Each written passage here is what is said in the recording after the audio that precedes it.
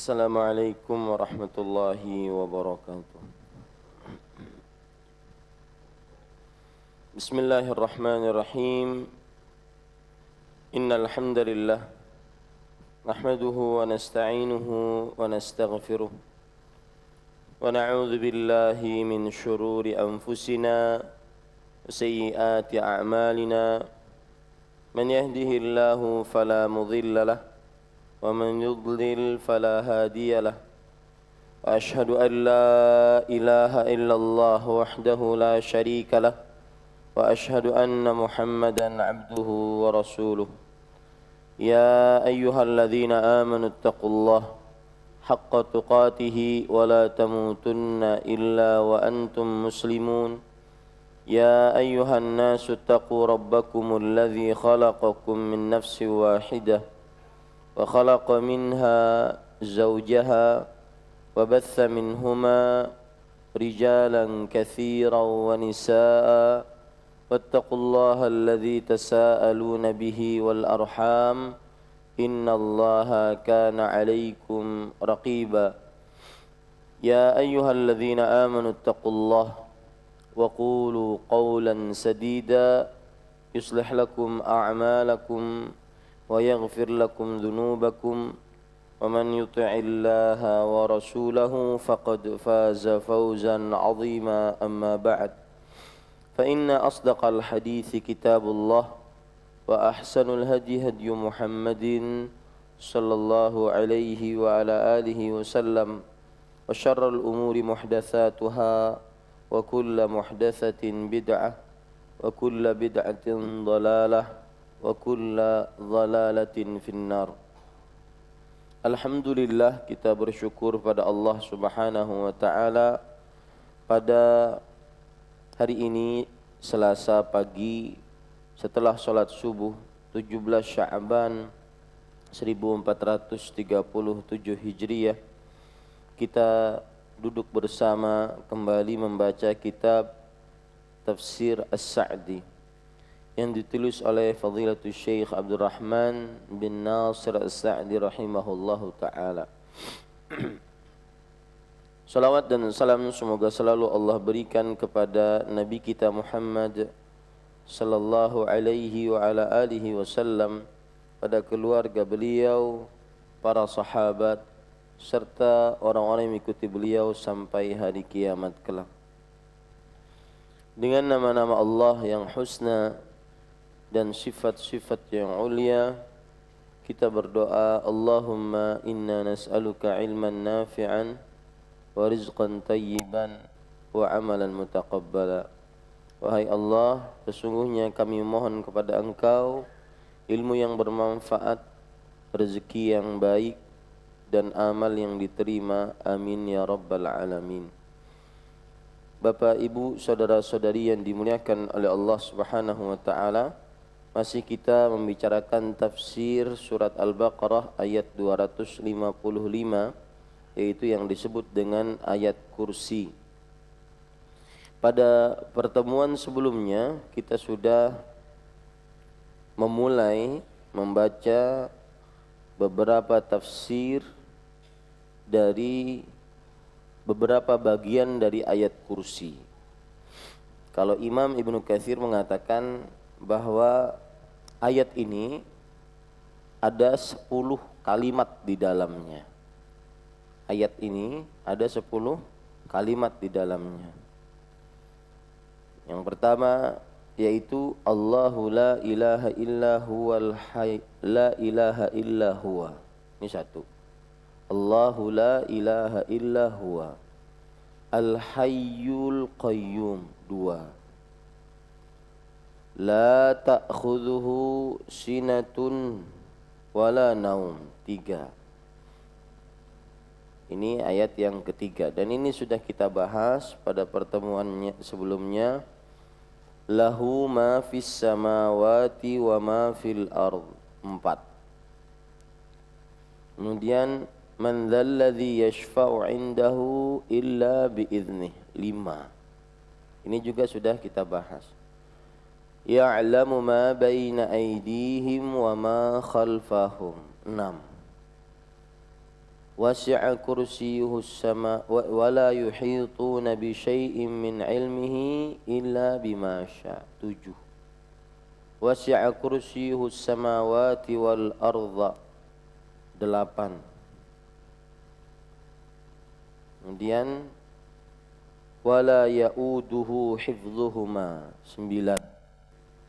Wa huwas samiul alim. Wa huwal aliyyul azim. 10. Itu 10 ayat di dalam ayat kursi. 10 kalimat di dalam bukan 10 ayat. 10 kalimat di dalam ayat kursi. Dan kita sudah sampai membaca pada Allahu la ilaha illa huwa sudah. Ya. Kemudian al hayyul qayyum juga sudah. La ta'khudhuhu sinatu wala naum, ini juga sudah. Lahu ma fis samawati wa ma fil ard, ini juga sudah. Man dzal ladzi yashfa'u 'indahu illa bi idznih, ini juga sudah. Berarti 5 kalimat sudah. Kemudian ya'lamu ma baina aydihim wa ma khalfahum. Nah, ini kalimat yang ke-6. Berarti sisa 4 lagi. Mohon diizinkan saya ingin membaca atau menambahkan pengetahuan kita tentang 6 ayat yang sudah kita pelajari. Saya ambilkan dari tafsir Imam Ibnu Katsir rahimahullahu ta'ala.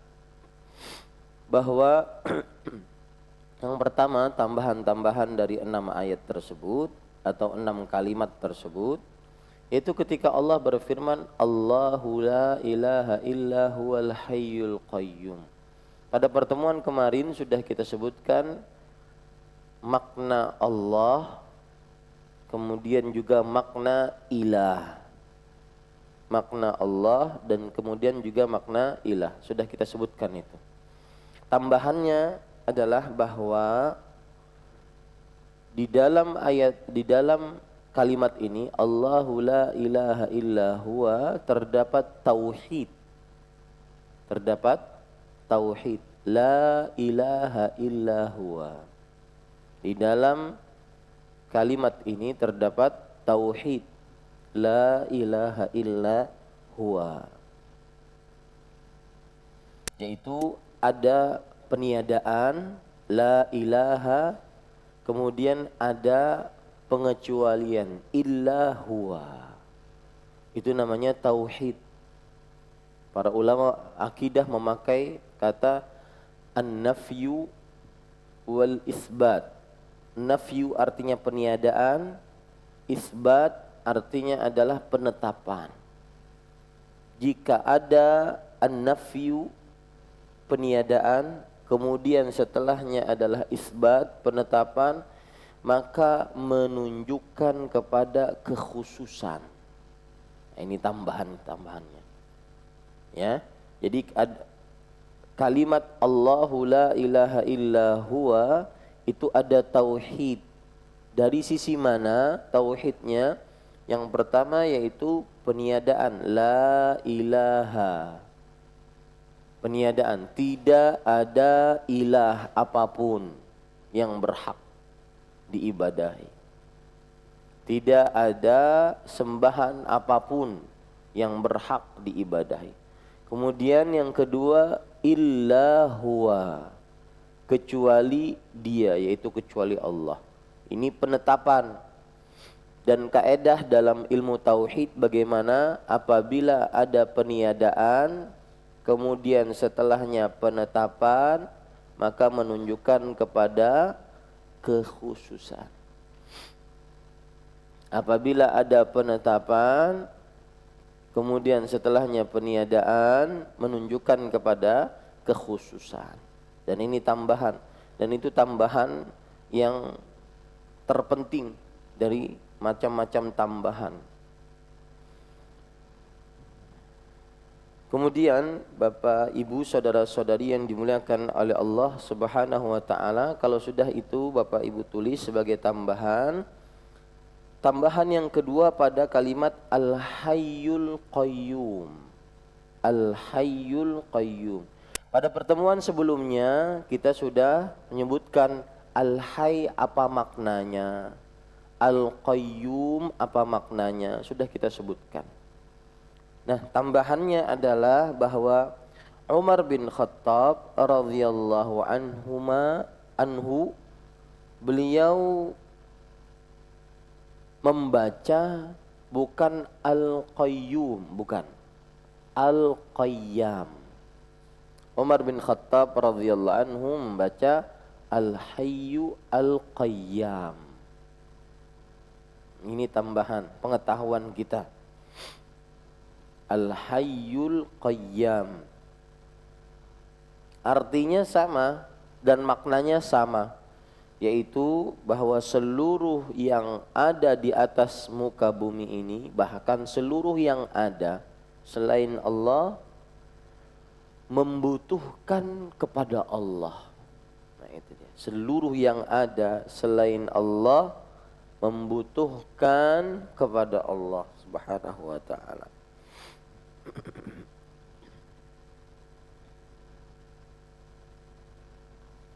Sebagaimana disebutkan oleh Allah dalam surat Ar-Rum ayat 25, wa min ayatihi an taqumas samaa'u wal ardu bi amrih. Dari tanda-tanda kekuasaan Allah, as-sama' wal ard, bumi dan langit berdiri dengan perintahnya. Ar-Rum ayat 25. Ar-Rum ayat 25. Kemudian pada kalimat selanjutnya, para ikhwan yang dirahmati oleh Allah Subhanahu wa taala, Allah berfirman, la ta'khudhuhu sinatun wala naum. Artinya Allah tidak mengantuk dan tidak tidur. Tambahannya adalah kenapa disebutkan kata tidur, padahal sudah cukup untuk mengantuk, sudah cukup. Karena jawabannya adalah karena tidur lebih kuat dibandingkan ngantuk. Jadi kalau ada orang berkata, kenapa disebutkan tidur padahal ngantuk juga termasuk di dalamnya? Ngantuk juga termasuk di dalamnya. Maka kita jawab, karena tidur lebih kuat dari ngantuk. Tidur lebih kuat dari ngantuk. Kemudian tambahan juga pada kalimat ini, saya ingin bacakan sebuah hadis menarik. Dan hadisnya kalau kita pahami, ini kata para ulama adalah salah satu hadis yang menunjukkan ma'rifatullah, pengenalan terhadap Allah. Hadis yang menunjukkan ma'rifatullah.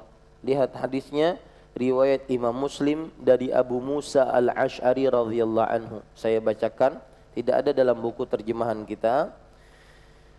Qama fina Rasulullah sallallahu alaihi wasallam bi arba'i kalimat. Rasulullah sallallahu alaihi wasallam pernah berdiri di hadapan kami semua dan mengucapkan 4 ucapan. 4 kalimat atau 4 perkara lebih tepatnya. Beliau berkata, innallaha la yanam. Allah tidak tidur. Wala yanbaghi lahu an yanam, dan tidak pantas untuknya tidur. Yakhfidul qista wa yarfa'uhu. Timbangan Allah yang mengangkat atau merendahkannya, yaitu timbangan nanti di hari kiamat. Yarfa'u ilaihi amalul lail qabla amalin nahar, dan diangkat kepada Allah Subhanahu wa taala amalan siang sebelum amalan malam. Wa amalul lail qabla amalin nahar, dan amalan malam sebelum amalan siang. Hijabuhun nur, law kashafahu la ahraqat subuhatu wajhi mantaha ilaihi basarahu min khalqih. Hijabnya Allah, penutupnya Allah itu dari cahaya. Kalau Allah buka hijabnya, maka akan membakar subuhat wajhi, kesucian dan keterang benderangan wajahnya Allah seluas mata memandang dari makhluk-makhluknya. Subhanahu wa ta'ala. Para ikhwan yang dirahmati oleh Allah Subhanahu wa ta'ala, ini salah satu hadis yang jika dipelajari maka kita akan ma'rifatullah, mengenal Allah Subhanahu wa ta'ala. Ada sebagian persepsi keliru di sebagian kaum muslimin tentang ma'rifatullah. Ma'rifatullah itu dikenal dengan sulit. Mengenal Allah sulit. Harus bertapa, harus khalwat, harus menyendiri. Ini tidak benar cara-cara seperti ini ma'rifatullah. Atau asumsi lain, kalau seorang sudah ma'rifatullah maka dia berarti sudah tidak wajib lagi untuk mengerjakan syariat, tidak sholat, tidak puasa. Kenapa? Karena sudah sampai hakikat ma'rifat. Ini juga asumsi yang keliru tentang ma'rifatullah. Dan ma'rifatullah, seseorang dicekoki dengan perkara-perkara yang sulit, maka ini tidak benar. Karena Allah Subhanahu wa ta'ala bisa dikenal melalui Al-Quran ataupun melalui hadis-hadis Rasul sallallahu alaihi wa ala alihi wasallam. Maka ini satu hadis yang menunjukkan tentang ma'rifatullah.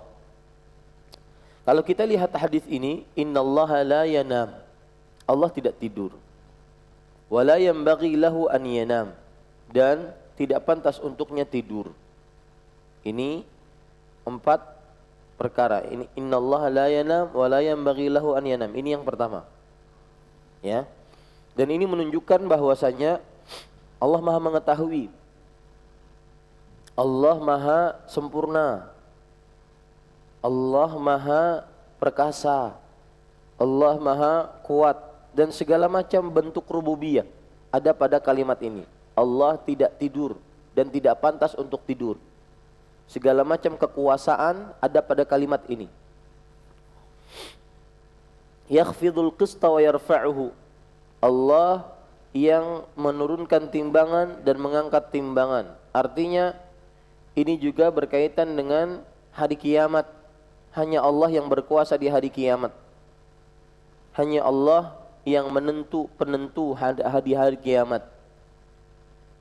Yang memberikan buku catatan amal, yang menimbang seseorang, yang memasukkan orang ke dalam surga atau neraka, yang menyelamatkan seseorang di telaga, yang menyelamatkan orang di padang mahsyar, atau yang semisalnya. Ini semua menunjukkan bahwa Allah yang berkuasa nanti di hari kiamat. Yarfa'u ilaihi amalun nahar qabla amalil lail wa amalul lail qabla amalin nahar. Diangkat kepada Allah Subhanahu wa taala amalan malam sebelum amalan siang sebelum amalan malam. Ini menunjukkan kepada bahwa hanya Allah Subhanahu wa taala yang maha diibadahi. Tidak ada yang berhak diibadahi melainkan Allah. Dan hanya Allah yang menerima atau menolak amalan tersebut. Ini ma'rifatullah yang ketiga dari hadis ini. Kemudian hijabuhun nur. Lau kashafat la ahraqat subuhatu wajhihi man taha ilaihi basarahu min khalqih. Hijabnya Allah Subhanahu wa taala dari cahaya. Kalau seandainya dibuka cahaya tersebut, maka terangnya wajah Allah akan benar-benar membakar seluas mata memandang dari makhluk-makhluknya. Seluas mata memandang, seluas penglihatan Allah Subhanahu wa taala dari makhluk-makhluknya. Ini para ikhwah dirahmati oleh Allah Subhanahu wa taala. Ini yang keempat, kalimat yang keempat menunjukkan kepada kesempurnaan dan juga menunjukkan kepada keindahan Allah Subhanahu wa taala. Kesempurnaan dan keindahan Allah Subhanahu wa taala. Jadi kalimat yang pertama menunjukkan kepada rububiyah Allah. Kalimat yang kedua menunjukkan kepada Allah sang penguasa satu-satunya, sang raja nanti di hari kiamat satu-satunya. Kalimat yang ketiga menunjukkan kepada Allah satu-satunya yang berhak diibadahi subhanahu wa ta'ala. Kalimat yang keempat menunjukkan kepada kesempurnaan dan keindahan Allah subhanahu wa ta'ala. Kesempurnaan dan keindahan Allah subhanahu wa ta'ala. Makanya para ulama mengatakan hadis ini adalah hadis ma'rifatullah, tentang mengenal Allah subhanahu wa ta'ala.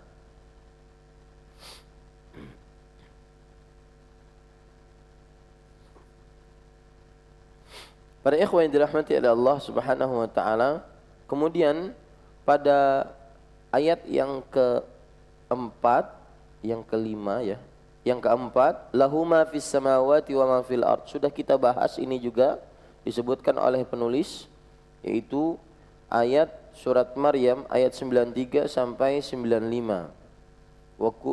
In kullu man fis samawati wal ardi illa atir rahmani abda laqad ahsahum wa addahum adda wa kulluhum atihim yawmal qiyamati farda. Ini juga menunjukkan bahwa Allah subhanahu wa ta'ala yang memiliki langit dan bumi. Ayat yang kelima yaitu man dzalladzi yashfa'u 'indahu illa biiznih.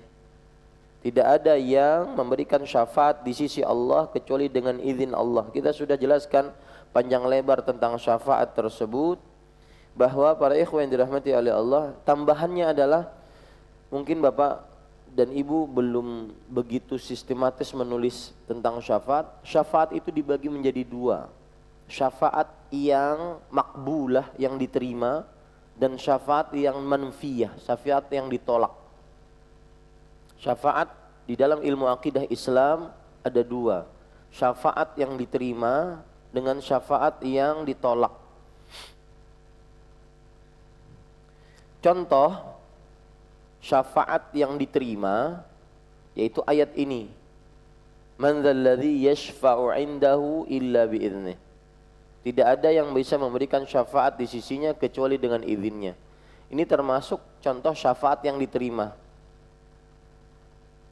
Dan contoh syafaat yang ditolak yaitu dalam Surat An-Najm ayat 26. Wa kam min malakin fis samawati la tughni syafa'atuhum. Dan berapa banyak para malaikat di langit, syafaat mereka tidak bermanfaat. Surat An-Najm ayat 26. Ini menunjukkan bahwa syafaat itu ada dua. Syafaat yang diterima, syafaat yang ditolak. Contoh syafaat yang ditolak juga ayat menunjukkan fama tanfa'uhum syafa'atus syafi'in. Maka tidak akan bermanfaat pada mereka syafaatnya orang-orang yang memberikan syafaat. Surat Al-Muddatsir ayat 46. Al-Muddatsir ayat 46. Para ikhwah, Bapak, Ibu, saudara-saudari, dengan pembagian ini kita akan paham bahwa di dalam Islam itu ada syafaat yang diterima dan ada syafaat yang ditolak. Jadi kenapa kita akan mudah memahami dengan cara seperti ini? Karena di dalam Al-Quran ada ayat-ayat yang menunjukkan syafaatnya itu ditolak. Dan ada ayat-ayat yang menunjukkan syafaat itu diterima. Ya. Jadi misalkan tadi surat apa terakhir yang saya sebutkan? Al-Muddatsir ayat 46. Maka fama tanfa'uhum.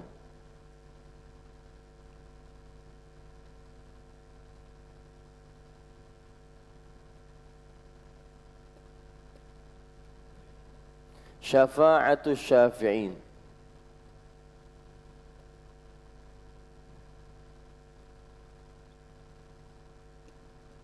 Ini artinya maka tidak akan bermanfaat syafaat siapapun. Ya. Ini berarti kan syafaatnya ditiadakan, syafaatnya ditolak. Nah, ada timbul pertanyaan. Tetapi di dalam surat ayat kursi ya, syafaatnya diterima. Nah, ini bagaimana menyatukannya? Tadi kita katakan bahwa syafaat itu ada yang ditolak, ada yang diterima. Syafaat yang diterima sudah kita pelajari pada hari kemarin, ya. Apabila pemberi syafaatnya diizinkan Allah. Kemudian apabila yang mendapatkan syafaatnya diridhai Allah. Ini pemberi syafaat, ya. Kemudian ini yang mendapat syafaat.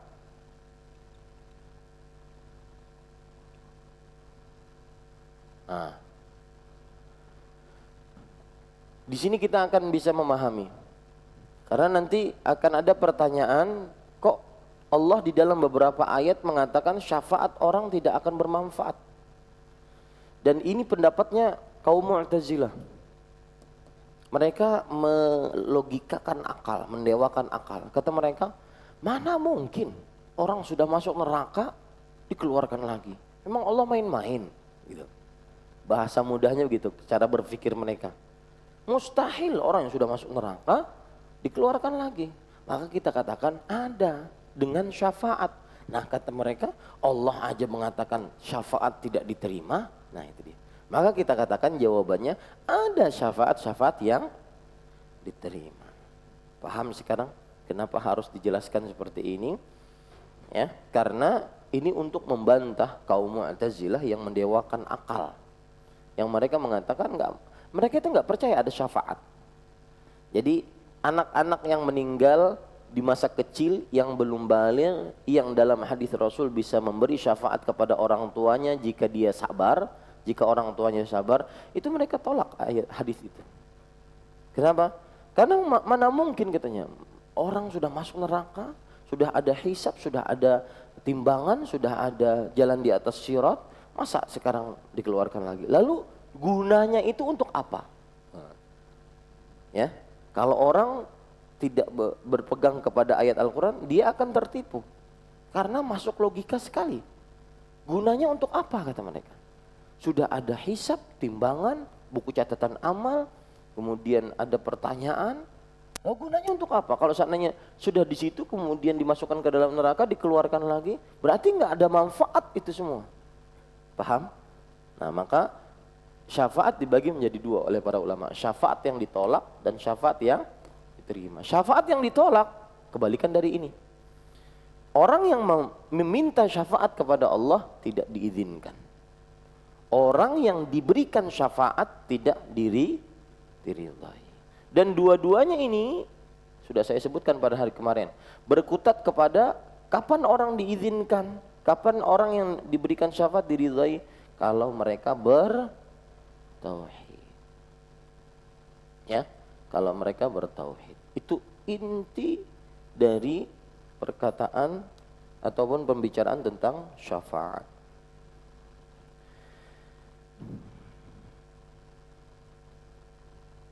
Saya bertanya sekarang, ada surat Al-Anbiya ayat 28. Ini masuk syafaat yang mana? Wala yashfa'un illa liman irtada. Mereka tidak bisa memberikan syafaat kecuali bagi siapa yang diridhai. Masuk mana? Hah? Yang diterima. Karena ada kata-kata ridha. Ya. Jadi itu para ikhwan yang dirahmati oleh Allah Subhanahu wa taala. Nah, ini tambahan, ya.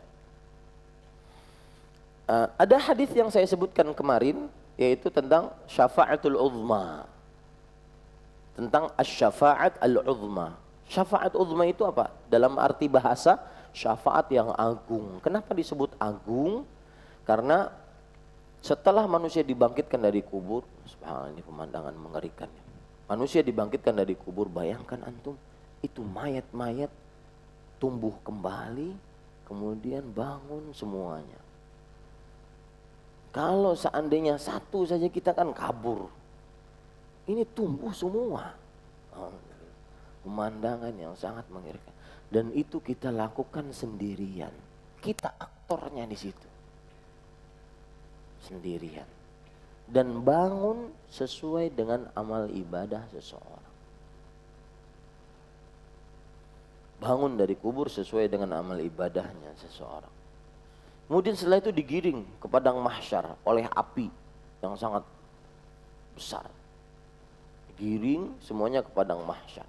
Setelah bumi diganti dengan bumi, langit dilipat oleh Allah Subhanahu wa taala dengan tangan kanannya. Kemudian pada saat itu manusia bingung. Tidak ada keputusan apapun. Lama menunggu. Dan kita tahu di dunia kita mungkin bisa berbuat apa-apa. Ya. Sedangkan di akhirat kelak enggak ada bisa berbuat kecuali dengan izin Allah. Maka akhirnya dalam keadaan telanjang, tidak memakai alas kaki, tidak memakai sehelai benang pun, tidak memakai pakaian, tidak membawa apa-apa. Matahari didekatkan 1 mil, 1,6 kilometer kalau seandainya hitungan kilometer sekarang. 1 mil saja. Maka manusia bingung, enggak ada keputusan, diam saja. Datang mereka kepada Adam alaihissalam, datang mereka kepada Ibrahim, datang mereka kepada Musa, datang mereka kepada Nuh, Isa. Semuanya mengatakan bukan aku orangnya, saya pernah melakukan kesalahan, saya pernah melakukan kesalahan. Sampai kepada Nabi Muhammad SAW. Ini semua manusia, dari mulai Nabi Adam sampai manusia yang paling terakhir, semua manusia menuju kepada Nabi Muhammad SAW. Nabi Muhammad SAW mengatakan, analah, saya orangnya, saya yang memiliki itu. Maka Rasulullah SAW kemudian dalam hadis syafaatul uzma mengatakan, ati tahtal arsh fa akhirru sajidan. Aku datang di bawah arshnya Allah Subhanahu wa taala. Lalu aku sujud. Fayad'uni ma syaa Allah an yad'uni. Maka Allah membiarkan aku sujud sesuai dengan kehendaknya. Lama maksudnya begitu. Tsumma yuqal. Lalu ada suara mengatakan irfa' ra'sak. Suaranya Allah. Angkat kepalamu. Wa qul tusma'. Ucapkan apapun maka perkataanmu akan didengar. Washfa' tushaffa'. Dan kamu telah diizinkan untuk memberikan syafaat. Fayahiddu li haddan fa'adkhalahumullahu al-jannah. Kemudian para ikhwan yang dirahmati oleh Allah Subhanahu wa taala, lalu terjadilah hisab. Maka setelah hisab, inilah yang disebut dengan asy-syafa'atul uzma. Dan disinilah Rasulullah SAW mendapatkan maqaman mahmudah, yaitu kedudukan yang terpuji. Kenapa? Karena berkat syafaat dari Rasulullah setelah diizinkan Allah, maka dimulailah hisab. Jadi kalau ditanya asy-syafa'atul uzma itu apa? Yaitu syafaat yang diberikan oleh Nabi Muhammad SAW kepada seluruh manusia agar dimulai hisab. Itu pengertian syafa'atul uzma. Ya, karena kalau tidak ada syafa'atul uzma, maka enggak akan dimulai hisab. Disitulah akhirnya seluruh manusia memuji Allah, memuji Rasulullah SAW. Maka tepatlah nama beliau Muhammad, seorang yang terpuji. Kenapa? Karena dipuji oleh seluruh makhluk atas syafaat uzmanya. Nah, ini tambahan-tambahan pada ikhwan yang dirahmati oleh Allah Subhanahu wa taala. Kemudian Bapak, Ibu, saudara-saudari yang dimuliakan oleh Allah, pada pertemuan sebelumnya kita juga sudah membahas ayat yang ke-6, ya'lamu ma baina aydihim wa ma khalfahum. Kita baca sekarang apa yang disebutkan oleh penulis, ya. Ya'lamu ma baina aydihim wa ma khalfahum. Allah Maha mengetahui apa yang ada di depan mereka dan apa yang ada di belakang mereka. Pada pertemuan sebelumnya kita sudah bahas tentang pengetahuan Allah, bahwa Allah mengetahui mata-mata yang berkhianat, ya, dan apa yang tersembunyi di dalam hati. Ini termasuk daripada pengetahuan Allah Subhanahu wa taala, dan ini ma'rifatullah juga. Allah Maha mengetahui. Dan Allah tidak pernah lupa. Apa dalil Allah tidak lupa? Surat Maryam ayat 63. 64. Allah tidak pernah lupa. Ya. Wa ma tatanazzalu illa bi amri rabbik lahu ma baina aydina wa ma khalfana wa ma baina dzalik wa ma kana rabbuka nasiya. Artinya tidaklah perkara-perkara turun kecuali dengan perintah Rabbmu. Allah memiliki apa yang ada di depan kita dan apa yang ada di belakang kita dan apa yang ada di antara itu semua. Dan Allah Subhanahu wa taala tidak lupa. Ini menunjukkan ikhwah yang dirahmati oleh Allah Subhanahu wa taala, Allah Subhanahu wa taala mengetahui, Maha mengetahui. Kemudian kita baca penulis mengatakan pada ayat ini, wa annal khalqa la yuhitu ahadun bi syai'in min ilmillah wa ma'lumatih illa bima syaa. Artinya, dan bahwasanya di antara para makhluk itu tidaklah seorang pun yang meliputi ilmu Allah dan pengetahuannya, melainkan apa yang dikehendakinya. Ini yaitu ketika Allah berfirman, wala yuhituna bi syai'in min ilmi illa bima syaa. Ini ayat yang ke-7. Tidak ada sesuatu apapun yang meliputi ilmu Allah kecuali apa yang dikehendaki Allah Subhanahu wa taala. Ilmu Allah sangat luas. Tidak ada yang menyamainya. Ya, tidak ada yang menyamainya. Kemudian kita lanjutkan. Minha wa huwa ma atla'ahumullah alaihi minal umuri syar'iyyah wal qadariyah. Di antaranya adalah sesuatu yang diperlihatkan oleh Allah kepada kalian dari perkara-perkara syar'i dan perkara takdir. Jadi maksud daripada syariat Allah, maksud bahwa tidak ada ilmu apapun yang meliputi ilmu Allah, seperti contohnya ilmu syariat Islam ini. Kenapa harus sholat 5 waktu? Kemudian ada sholat subuh 2 rakaat, sholat zuhur 4 rakaat. Kenapa? Itu tidak ada yang mengetahui. Kemudian tawaf di Ka'bah, kenapa harus Ka'bah bukan yang lain? Itu tidak ada yang mengetahuinya. Ilmu syariat, ya. Ada, dan juga ilmu takdir, enggak ada juga yang mengetahui ilmu Allah tentang takdir. Takdir saya besok ngapain, kemudian saya nikah kapan, saya mati kapan, saya begini kapan, saya begini kapan. Ya, tidak ada yang mengetahuinya. Ini ilmu takdir.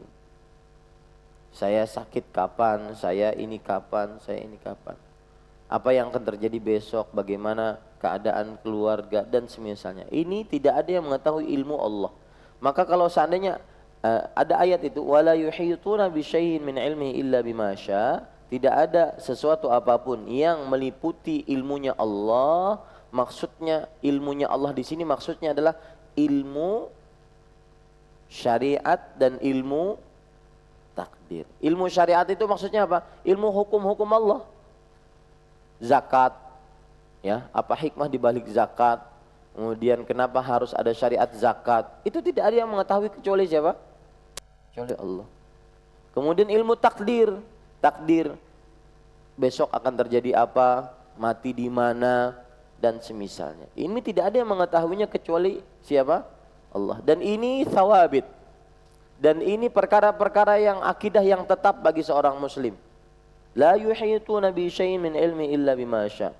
Kalau ada orang yang mengaku-ngaku tentang hal gaib, kejadian yang akan datang atau kejadian yang telah lalu, maka ini bertentangan dengan ayat ini.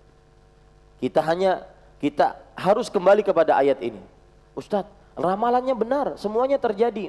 Maka kita katakan, wala yuhituna bi syai'in min ilmihi illa bima syaa. Tidak ada sesuatu apapun yang meliputi ilmunya kecuali yang dikehendaki oleh Allah Subhanahu wa taala. Paham ini, Pak? Ini ilmu akidah yang harus tetap dalam sanubari kita, tidak bisa tidak. Kalau siapapun yang meramal misalkan, dia adalah orang berilmu misalkan atau orang alim, kalau di sini mungkin tuan guru, kemudian kiai, ataupun kalau di Aceh dayah namanya, tengku, bukan ukuran. Saya akan berpegang dengan ayat ini. Tidak ada yang mengetahui akan hal gaib kecuali Allah. Ya, ini para ikhwan yang dirahmati oleh Allah Subhanahu wa taala. Kita lanjutkan Bapak Ibu saudara-saudari. Kemudian wa huwa juz'un yasirun jiddan mudmahillun fi ulumil bari wa ma'lumatih. Nah, lihat. Ini yang luar biasa. Dan itu hanya bagian yang sangat sedikit sekali yang akan hilang bila dibandingkan ilmu Allah. Maksudnya Allah akan memberikan sesuatu kepada hamba-hambanya. Ya kan sesuai illa masya, kecuali dengan kehendak Allah. Berarti Allah akan ada berikan ilmu-ilmu kepada makhluk-makhluknya. Ilmu syariatnya, ilmu takdirnya, Allah akan berikan kepada makhluk-makhluknya. Tapi hanya sedikit sekali dari apa yang dimiliki oleh Allah Subhanahu wa taala, ilmu-ilmu tersebut yang akan hilang bila dibandingkan dengan ilmu Allah, dan pengetahuannya sebagaimana yang dikatakan oleh makhluk yang paling mengetahui tentangnya, yaitu para rasul dan para malaikat. Apa ayatnya? Qalu subhanaka la ilma lana illa ma 'allamtana innaka antal alimul hakim. Ya kama qala a'lamul khalqi bih, sebagaimana dikatakan oleh makhluknya yang paling mengetahui tentang Allah. Siapa makhluknya yang paling mengetahui tentang Allah? Rasul dan para malaikat. Mereka mengatakan subhanak, maha suci engkau. La ilma lana illa ma 'allamtana. Tidak ada ilmu yang kita miliki kecuali yang engkau ajarkan wahai Allah Subhanahu wa taala. Ini menunjukkan bahwa terkadang Allah memberikan ilmu kepada siapa yang dikehendakinya, terutama para rasulnya. Tetapi ilmu yang Allah berikan itu tidak menghabiskan ilmu Allah.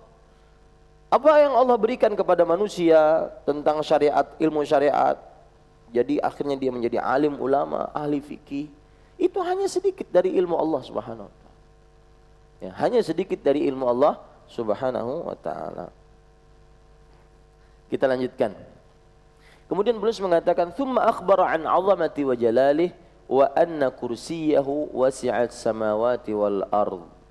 Kemudian Allah Subhanahu wa taala mengabarkan tentang keagungan dan kemuliaannya, dan bahwasanya kursinya seluas langit dan bumi. Ini kalimat yang ke-8, wasi'a kursiyuhu samawati wal ard. Ya. Wa annahu qad hafizahuma wa man fihima minal awalim bil asbab wan nizamat allati ja'alaha Allahu fil makhluqat. Kemudian, dan bahwasanya dia menjaga keduanya dan seluruh makhluk yang berada di dalamnya dengan sebab-sebab dan aturan-aturan yang dijadikan oleh Allah pada para makhluknya. Ini kalimat yang ke-9, yaitu kalimat yang ke-9 apa? Wala wasi'a kursiyyus samawati wal ard wala ya'uduhu hifdzuhuma. Ya, Allah Subhanahu wa taala menjaga keduanya. Menjaga keduanya dengan peraturan-peraturan yang ada pada keduanya. Kemudian penulis mengatakan, wa ma'a dzalika fala yu'addihi ya'uduhu ay yuthqiluhu hifdzuhuma likamali 'azamati wa iqtidari wa si'ati hikmatihi fi ahkami. Walaupun demikian, tidaklah ada sesuatu pun yang memberatkannya untuk menjaga keduanya, karena kesempurnaan kebesarannya dan kekuasaannya serta luasnya hikmahnya dalam segala hukum-hukumnya. Ini kalimat yang ke-9, yaitu wasi'a kursiyyus samawati wal ard wala ya'uduhu hifdzuhuma. Wala ya'uduhu hifdzuhuma, itu kalimat yang 9. Nah, ini para ikhwan yang dirahmati oleh Allah. Saya akan kembali kepada kalimat yang ke-8, yaitu wasi'a kursiyyus samawati wal ard. Kursinya Allah meliputi langit dan bumi. Para ikhwan yang dirahmati oleh Allah Subhanahu wa taala, ketika Allah berfirman wasi'a kursiyyuhu samawati wal ard. Kata Abdullah bin Abbas, ilmunya meliputi langit dan bumi. Nah, di sini para ikhwah ada sedikit permasalahan. Sebenarnya tidak terlalu cocok untuk membahasnya karena permasalahannya agak panjang, tapi sedikit saya sebutkan, waktunya sudah habis. Wasi'a kursiyyuhu samawati wal ard. Kalau kita terjemahkan, kursinya Allah meliputi langit dan bumi. Abdullah bin Abbas, sebelum perkataan Abdullah bin Abbas, kita sudah pelajari bahwa kalau kita dapat sifat Allah, apa yang kita lakukan? Yang pertama kali, menetapkan. Yang kedua, mensucikan. Nah, di sini Abdullah bin Abbas, beliau mentakwilkan. Ya, disebutkan dalam kitab Ibnu Katsir rahimahullah bahwa kursinya Allah meliputi langit dan bumi. Maksud kata Abdullah bin Abbas radhiyallahu anhu, ilmunya Allah meliputi langit dan bumi. Ustaz, kalau begitu Abdullah bin Abbas beliau mentakwilkan ke makna yang lain. Tidak menetapkan sebagaimana keyakinan kita. Bagaimana ini? Paham maksud saya? Saya ulangi. Pada pertemuan-pertemuan sebelumnya saya menjelaskan, apabila kita mendapati nama-nama Allah, maka kita harus pertama kali apa? Tetapkan sesuai yang Allah tetapkan. Yang kedua apa? Sucikan bahwa sifat Allah itu tidak ada kekurangan, kerusakan, aib di dalamnya, keburukan di dalamnya. Taib. Ini akidah kita sebagai seorang muslim. Maka kalau kita dapati sifat Allah, kita lakukan dua hal ini. Nah, ternyata Abdullah bin Abbas radhiyallahu anhu yang senantiasa kita panuti, beliau mentakwil. Ya, bagaimana menyatukannya ini? Maka jawabannya, para ikhwah, jika ada salafus saleh yang mentakwil sebuah sifat, maka pada saat itu kita berhak untuk mengikuti pemahaman para salafus saleh. Dan itu termasuk daripada pertama menetapkan, yang kedua mensucikan. Kenapa? Karena tafsiran salafus saleh kita perlukan pada sifat-sifat Allah.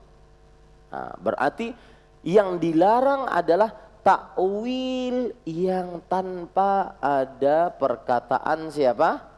Salafus saleh. Nah, itu dia. Kalau takwil yang ada dari perkataan para salafus saleh ini tidak mengapa. Paham ya? Mudah-mudahan pada pekan depan kita bisa lanjutkan. Mudah-mudahan bermanfaat. Subhanakallah bihamdik, asyhadu an la ilaha illa anta astaghfiruka wa atubu ilaik. Wassalamualaikum warahmatullahi wabarakatuh.